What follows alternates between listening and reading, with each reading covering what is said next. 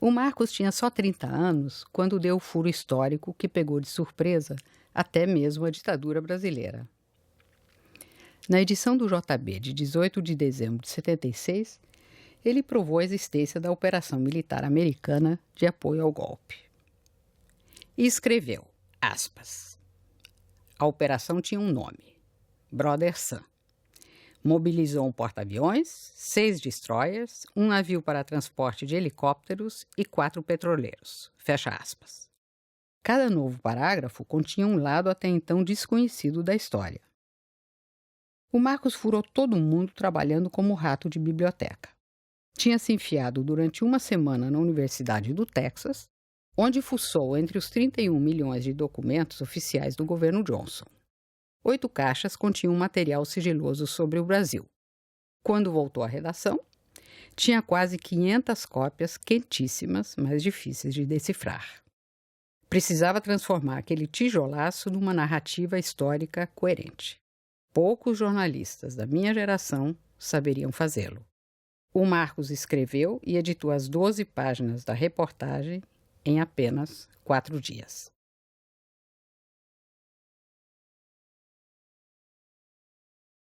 Marcos tinha 38 anos quando assumiu a direção de redação do Jornal Brasil em 1985.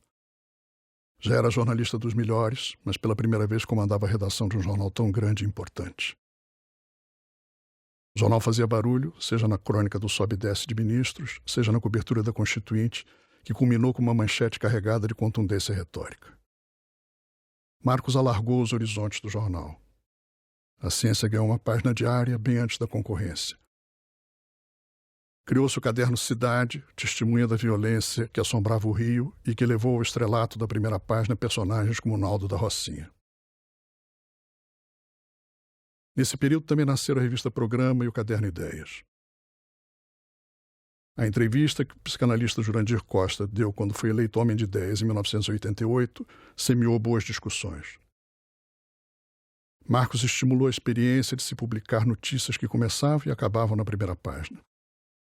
O primeiro violino desses relatos era Roberto Pompeu de Toledo, sobre o chinês que sozinho e desarmado desafiou uma coluna de tanques nos protestos em Pequim. Ele escreveu, aspas, houve um ligeiro desvio da parte dos militares para sair da rota de colisão com o intruso, mas ele não desistiu. Como numa corrida de touros, também corrigiu sua rota e voltou a encarar a coluna de frente. O solitário toreador de blindados acabou dobrando os inimigos. Os tanques pararam. Fecha aspas. Marcos cultivava a primazia da informação e os bons costumes vocabulares. Com horror às prerrogativas de chefe, Marcos era parte da equipe. Jamais deixou de apurar, escrever e editar. O Sr. JB teve fases memoráveis em sua história. Uma delas foi a de Marcos da Correia. Marcos sempre nadou contra a corrente. Um exemplo, em janeiro de 89, um mês depois do assassinato de Chico Mendes, ele resolveu mandar para o Acre o profissional mais velho da redação do JB, que nem repórter era redator. O indicado para a apuração do crime resistiu quanto pôde, alegando que não conhecia a Amazônia, achava os ecologistas uns chatos e ainda por cima tinha medo de cobra. Não adiantou nada. O editor-chefe não tinha feito a escolha por acaso. Queria alguém assim, com distanciamento, que não estivesse contaminado de antemão pelas paixões despertadas pela morte do líder seringueiro. O inexperiente repórter acabou aceitando a tarefa. Foi e fez tudo que não devia. Contrariando os manuais de jornalismo, tomou partido, interferiu nos acontecimentos, revelou que o herói dos povos da floresta era bígamo, sequestrou uma testemunha ameaçada de morte e, se não bastasse, trouxe esse menor de 14 anos para sua casa no Rio. E o chefe adorou. Era mais ou menos o que ele queria.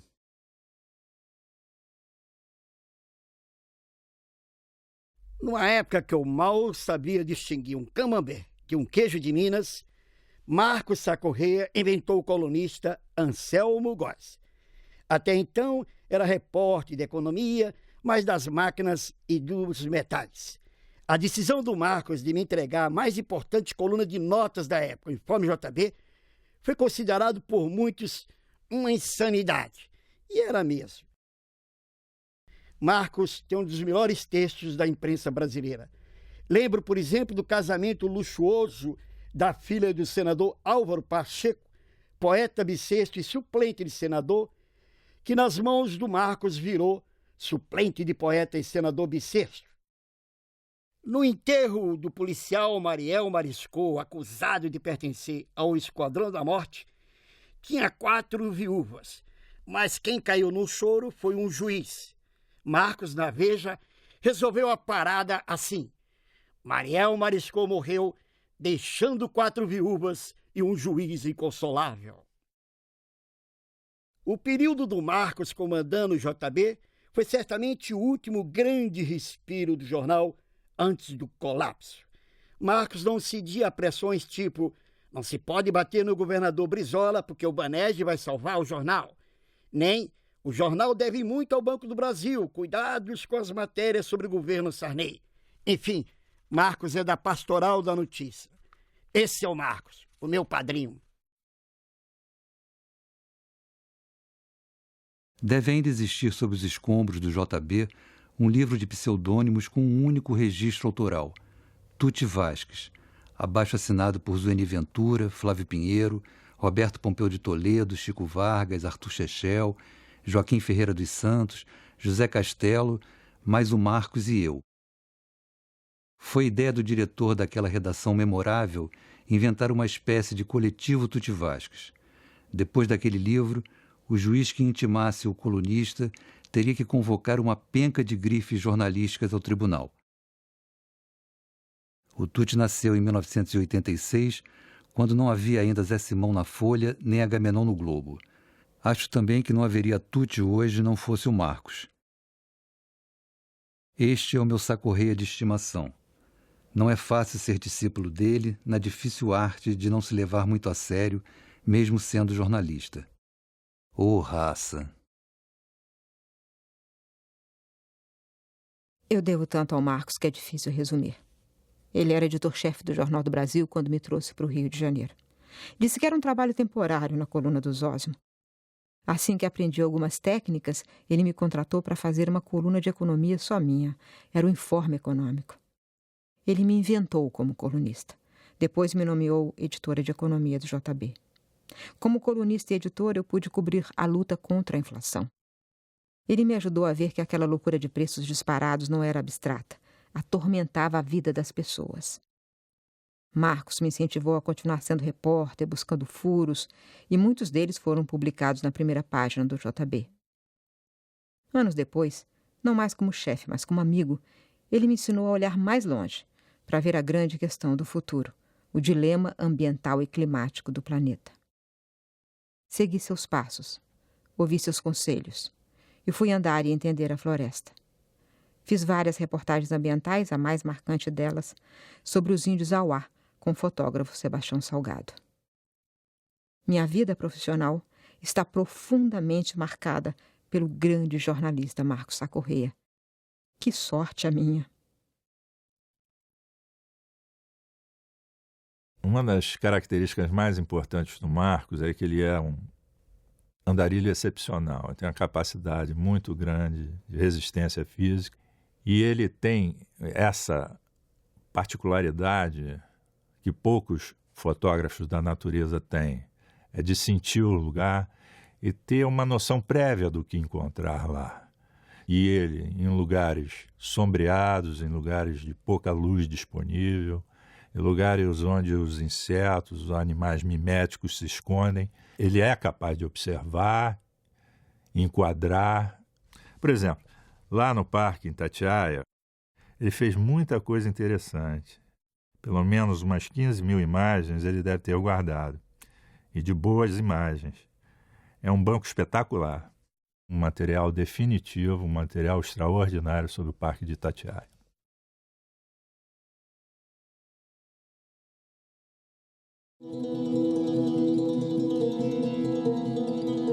Um palacete em Valença, 5 casas na corte, 231 lençóis de linho, abotoaduras de ouro e brilhante, 5 quadros de Murilo da Escola Espanhola... Esse é o inventário de um dos barões do café.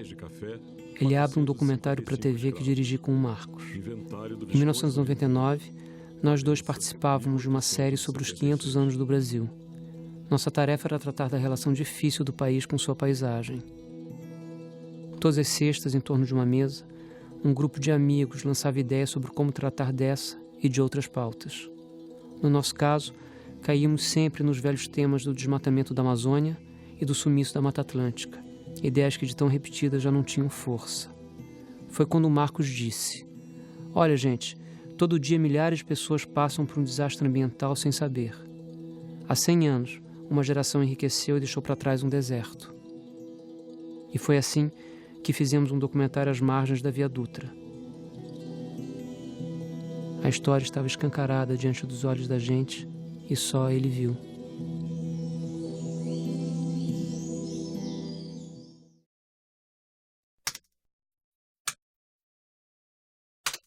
Quando a internet brasileira ainda engatinhava, o Marcos me disse que esse negócio não tinha futuro. Ele não acerta todas, claro. Era o início dos anos 90, ainda não havia Windows nem navegadores, e Betinho e eu mostrávamos a ele uma tela preta com letras verdes. Logo depois, o Marcos se torna um entusiasta das novas tecnologias e encontra na rede o espaço ideal para fugir da chatice dos jornais, motivo de suas críticas à grande imprensa. No início dos anos 2000, ele cria a primeira revista exclusivamente eletrônica no Brasil, A Notícia e Opinião e Ponto. Dali em diante, a internet se torna o lugar ideal para o Marcos exercer a liberdade de pensamento que marca sua carreira. Vieram a, no mínimo, o Eco e o Colunismo Aquilo do site marcossacorreia.com.br, onde está publicado o relato de suas aventuras no Parque Nacional do Iguaçu. Pela internet, o Marcos consegue se enfiar na floresta e, ao mesmo tempo, continuar conectado ao mundo. Já tinha visto o Marcos pegar o sentido das coisas na metade da frase e mudar o rumo de tudo, mas nada parecido com aquela manhã de 11 de setembro, na redação da No Ponto.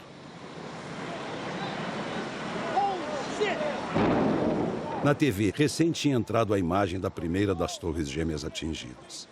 Olhávamos os créditos na tela, tentando entender que loucura era aquela.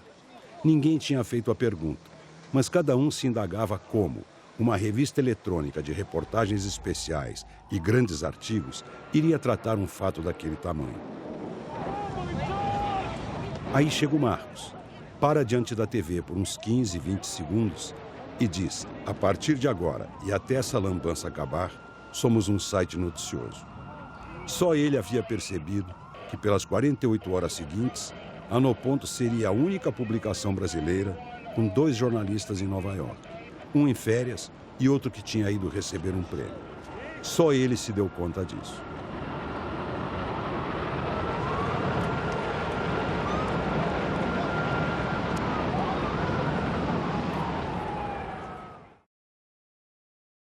O Marcos que me coube é o do Eco. O Eco nasceu em maio de 2004, no momento onde a reportagem ambiental estava concentrada nos gabinetes e no Congresso em Brasília. O Marcos mandou o Eco para o mato, onde, longe dos burocratas, ele insistia, estavam as grandes histórias sobre a natureza brasileira. Marcos ignorou Brasília e o Eco foi lá para a ponta e descobriu um país ainda lindo, com gente fazendo pesquisa boa e conseguindo aos trancos e barrancos proteger bichos e plantas. A decisão de ir a lugares intocados e acompanhar ONGs na fronteira do desmatamento não era um capricho do Marcos. Tinha a ver com a linha editorial que ele imprimiu ao Eco. Em plena hegemonia do socioambientalismo, Marcos deixou claro que o Eco não estava ali para defender a integração do homem com a floresta. Ele queria dar voz aos bichos e às plantas para criar um país capaz de renovar seus recursos naturais e proteger sua beleza. O Eco era francamente pró-conservação porque, dizia o Marcos, todo mundo já defende o ser humano.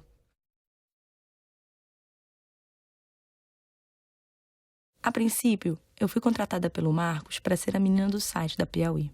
Ele sabia bem o que queria. De cara perguntei se a revista teria Twitter, e ele respondeu: não consigo entender por que um sujeito haveria de se encontrar com a Piauí nesse beco tão escuro. Depois perguntei sobre chat, e ele disparou: eu tenho alergia a certas manias da internet.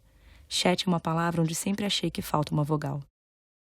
Foi o Marcos que me abriu as portas da Piauí, e me lembro de sugerir minha primeira reportagem, sobre um sujeito que pagava promessas sob encomenda.